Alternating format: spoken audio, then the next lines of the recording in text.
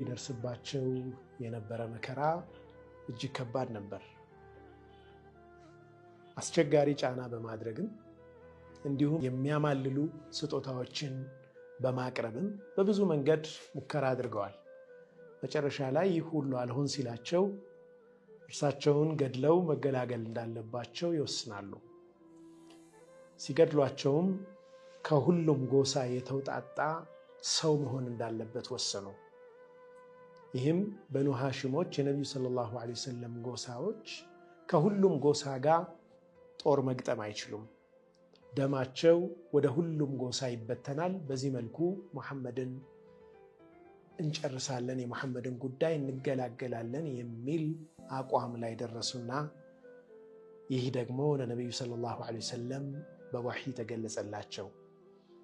ወደ ሂጅራ ጉዞ እንደሚያደርጉና በቦታቸው ግን እሳቸው መኝታ ቦታ ላይ ዓሊ ብን አቢ ጣሊብ ረዲየላሁ ዐንሁ እንዲተኙ አደረጉ። አቡበክር ሲዲቅ ጋር በድብቅ በጨለማ ወደ መዲና ሂጅራ አደረጉ።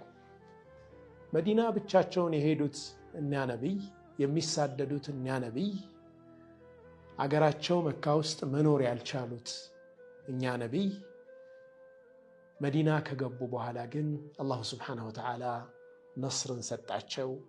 በርካታ ተከታዮችን አገኙ። ሀገር ሆነው ኃይል ኖሯቸው ራሳቸውን ችለው የሚቆሙበት ትልቅ የመንግስት ምስረታ ላይ የሀገር ምስረታ ላይ ደረሱ። ወደ መካ ፈትሕ አድርገው ሲመለሱ ነቢዩ ሰለላሁ ዐለይሂ ወሰለም የተመለሱት እነኛን ከሀገር ያስወጧቸው